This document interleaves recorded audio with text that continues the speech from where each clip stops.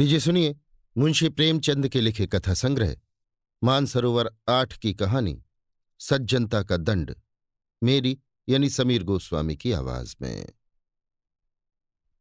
साधारण मनुष्य की तरह शाहजहांपुर के डिस्ट्रिक्ट इंजीनियर सरदार शिव सिंह में भी भलाइयां और बुराइयां दोनों ही वर्तमान थीं।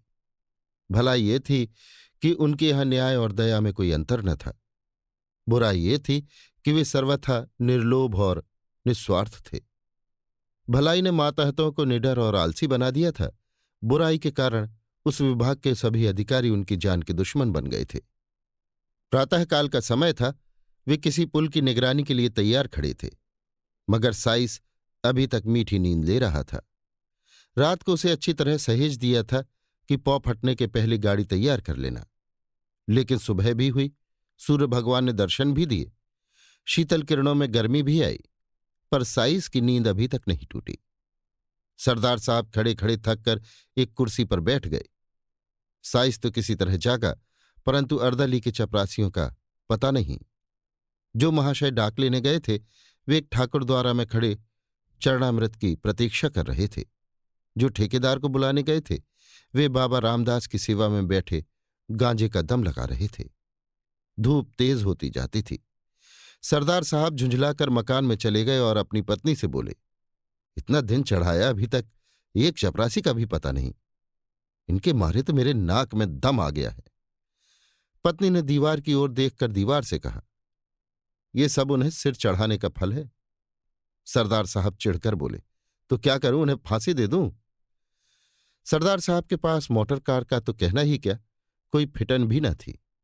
वे अपने इक्के से ही प्रसन्न थे, जिसे उनके नौकर चाकर अपनी भाषा में उड़न खटोला कहते थे। शहर के लोग उसे इतना आदर सूचक नाम न देकर छकड़ा कहना ही उचित समझते थे। इस तरह सरदार साहब अन्य व्यवहारों में भी बड़े मितव्ययी थे। उनके 2 भाई इलाहाबाद में पढ़ते थे, विधवा माता बनारस में रहती थी। एक विधवा बहन भी उन्हीं पर अवलंबित थी। इसके सिवा कई गरीब लड़कों को छात्रवृत्तियां भी देते थे। इन्हीं कारणों से वे सदा खाली हाथ रहते। यहां तक कि उनके कपड़ों पर भी इस आर्थिक दशा के चिन्ह दिखाई देते थे। लेकिन ये सब कष्ट सहकर भी वे लोभ को अपने पास फटकने न देते थे।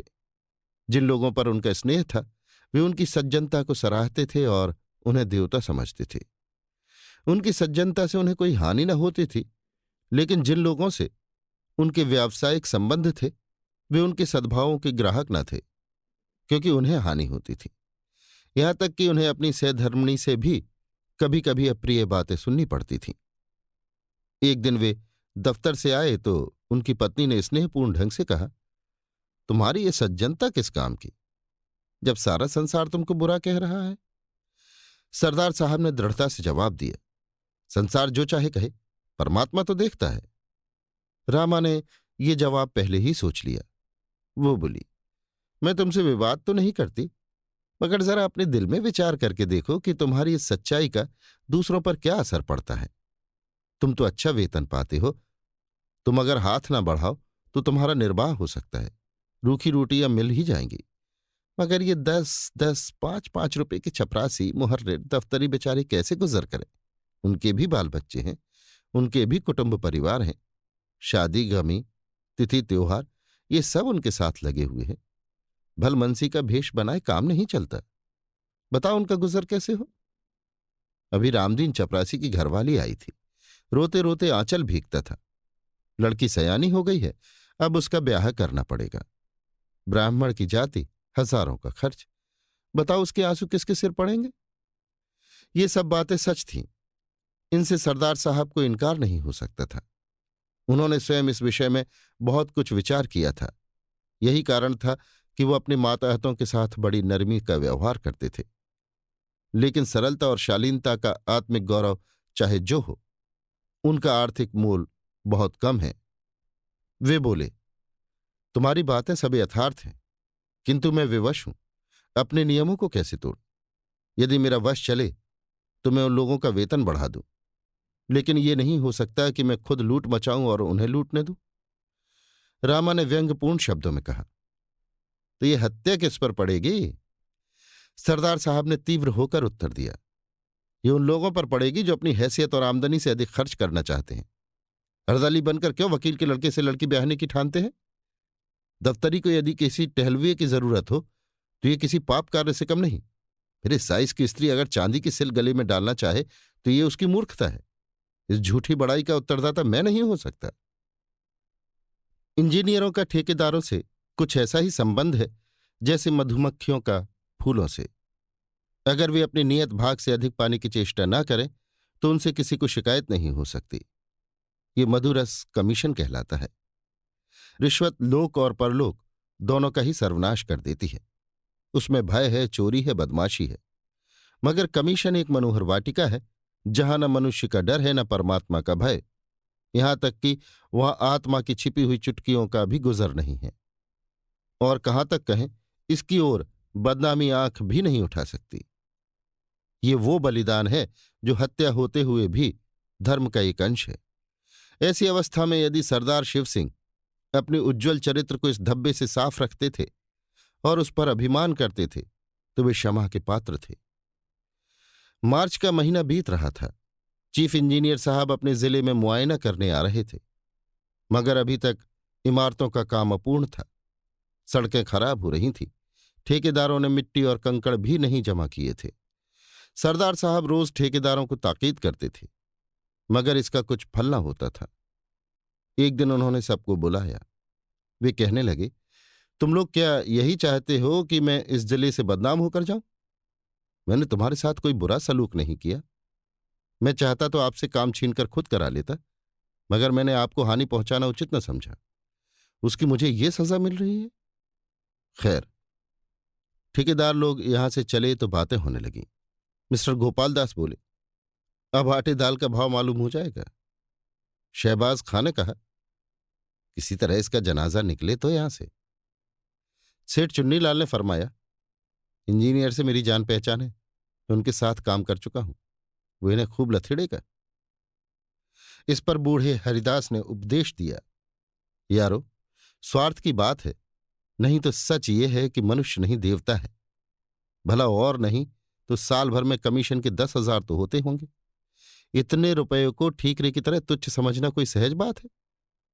एक हम है कि कौड़ियों के पीछे ईमान बेचते फिरते हैं। जो सज्जन पुरुष हमसे एक पाई का रवादार न हो, सब प्रकार के कष्ट उठाकर भी जिसकी नीयत डवाडोल न हो, उसके साथ ऐसा नीच और कुटिल बर्ताव करना पड़ता है। इसे अपने अभाग्य के सिवा और क्या समझें?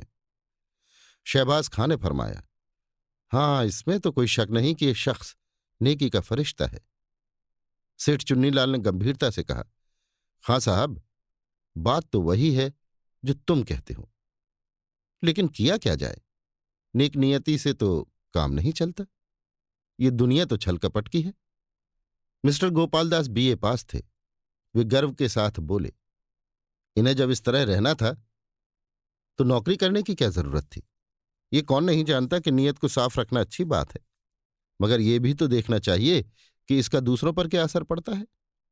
हमको तो ऐसा आदमी चाहिए जो खुद खाए और हमें भी खिलावे, खुद हलवा खाए, हमें रूखी रोटियां ही खिलावे। वो अगर 1 रुपया कमीशन लेगा तो उसकी जगह 5 का फायदा करा देगा। इन महाशय के यहां क्या है? इसीलिए आप जो चाहे कहें, मेरी तो कभी इनसे निभ नहीं सकती। शहबाज खां बोले, हाँ, नेक और पाक साफ रहना जरूर अच्छी चीज है, मगर ऐसी नेकी ही से क्या जो दूसरों की जान ही ले ले। बूढ़े हरिदास की बातों की जिन लोगों ने पुष्टि की थी, वे सब गोपालदास की हाँ में हाँ मिलाने लगे। निर्बल आत्माओं में सच्चाई का प्रकाश, जुगनू की चमक है। सरदार साहब की एक पुत्री थी। उसका विवाह मेरठ के एक वकील के लड़के से ठहरा था। लड़का होनहार था, जाति कुल का ऊंचा था। सरदार साहब ने कई महीनों की दौड़ धूप में इस विवाह को तय किया था और सब बातें तय हो चुकी थी, केवल दहेज का निर्णय नहीं हुआ था। आज वकील साहब का एक पत्र आया। उसने इस बात का भी निश्चय कर दिया, मगर विश्वास, आशा और वचन के बिल्कुल प्रतिकूल। पहले वकील साहब ने एक जिले के इंजीनियर के साथ किसी प्रकार का ठहराव व्यर्थ समझा। बड़ी सस्ती उदारता प्रकट की। इस लज्जित और घृणित व्यवहार पर खूब आंसू बहाए, मगर जब ज्यादा पूछताछ करने पर सरदार साहब के धन वैभव का भेद खुल गया, तब दहेज का ठहराना आवश्यक हो गया। सरदार साहब ने आशंकित हाथों से पत्र खोला। 5,000 रुपये से कम पर विवाह नहीं हो सकता। वकील साहब को बहुत खेद और लज्जा थी कि वे इस विषय में स्पष्ट होने पर मजबूर किए गए, मगर वे अपने खानदान के कई बूढ़े खुर्राट विचारहीन स्वार्थांध महात्माओं के हाथों बहुत तंग थे। उनका कोई वश न था। इंजीनियर साहब ने एक लंबी सांस ली। सारी आशाएं मिट्टी में मिल गई। क्या सोचते थे, क्या हो गया? विकल होकर कमरे में टहलने लगे।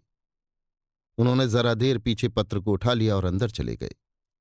विचारा कि ये पत्र रामा को सुनावें, मगर फिर ख्याल आया कि यहां सहानुभूति की कोई आशा नहीं। क्यों अपनी निर्बलता दिखाऊं, क्यों मूर्ख बनूं? वो बिना तानों के बात न करेगी। ये सोचकर वे आंगन से लौट गए। सरदार साहब स्वभाव के बड़े दयालु थे और कोमल हृदय आपत्तियों में स्थिर नहीं रह सकता। वे दुख और गिलानी से भरे हुए सोच रहे थे कि मैंने ऐसे कौन से बुरे काम किए हैं जिनका मुझे ये फल मिल रहा है।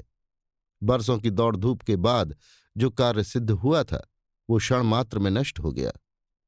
अब वो मेरी सामर्थ्य से बाहर है। मैं उसे नहीं संभाल सकता।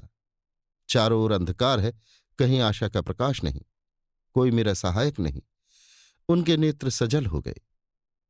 सामने मेज पर ठेकेदारों के बिल रखे हुए थे।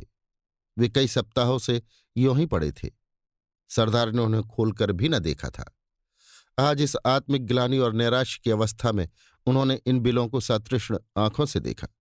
जरा से इशारे पर ये सारी कठिनाइयां दूर हो सकती हैं।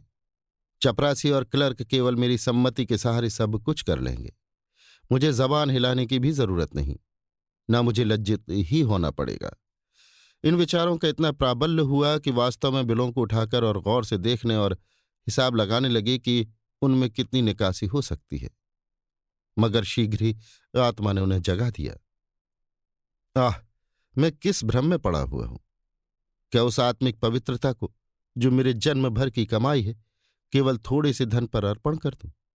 जो मैं अपने सहकारियों के सामने गर्व से सिर उठाए चलता था, जिससे मोटर कार वाले भ्रातृगण आंखें नहीं मिला सकते थे, वही मैं आज अपने उस सारे गौरव और मान को, अपनी संपूर्ण आत्मिक संपत्ति को 10-5 हजार रुपयों पर त्याग दूं? ऐसा कदापि नहीं हो सकता। अब उस कुविचार को परास्त करने के लिए जिसने क्षण मात्र के लिए उन पर विजय पाली थी, वे उस सुनसान कमरे में जोर से ठठाकर हंसे। चाहे ये हंसी उन बिलों ने और कमरे की दीवारों ने ना सुनी हो, मगर उनकी आत्मा ने अवश्य सुनी। उस आत्मा को एक कठिन परीक्षा से पार पाने पर परम आनंद हुआ। सरदार साहब ने उन बिलों को उठाकर मेज के नीचे डाल दिया, फिर उन्हें पैरों से कुचला। तब इस विषय पर मुस्कुराते हुए वे अंदर गए। बड़े इंजीनियर साहब नियत समय पर शाहजहांपुर आए। उनके साथ सरदार साहब का दुर्भाग्य भी आया। जिले के सारे काम अधूरे पड़े हुए थे। उनके खानसामा ने कहा, हुजूर, काम कैसे पूरा हो? सरदार साहब ठेकेदारों को बहुत तंग करते हैं। हेड क्लर्क ने दफ्तर के हिसाब को भ्रम और भूलों से भरा हुआ पाया। उन्हें सरदार साहब की तरफ से ना कोई दावत दी गई, ना कोई भेंट। तो क्या वे सरदार साहब के नातेदार थे जो गलतियां न निकालते?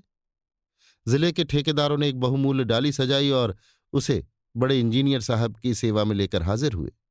वे बोले, हुजूर, चाहे गुलामों को गोली मार दें, मगर सरदार साहब का न्याय अब नहीं सहा जाता। कहने को तो कमीशन नहीं लेते, मगर सच पूछिए तो जान ले लेते हैं। चीफ इंजीनियर साहब ने मुआयने की किताब में लिखा, सरदार शिव सिंह बहुत ईमानदार आदमी है। उनका चरित्र उज्ज्वल है, मगर वे इतने बड़े जिले के कार्य का भार नहीं संभाल सकते। परिणाम ये हुआ कि वे एक छोटे से जिले में भेज दिए गए और उनका दर्जा भी घटा दिया गया। सरदार साहब के मित्रों और स्नेहियों ने बड़े समारोह से एक जलसा किया। उसमें उनकी धर्मनिष्ठा और स्वतंत्रता की प्रशंसा की। सभापति ने सजल नेत्र होकर कंपित स्वर में कहा, सरदार साहब के वियोग का दुख हमारे दिल में सदा खटकता रहेगा। ये घाव कभी न भरेगा। मगर फेयरवेल डिनर में ये बात सिद्ध हो गई कि स्वादिष्ट पदार्थों के सामने वियोग का दुख दुस्सह नहीं। यात्रा के सामान तैयार थे। सरदार साहब जलसे से आए तो रामा ने उन्हें बहुत उदास और मलिन मुख देखा।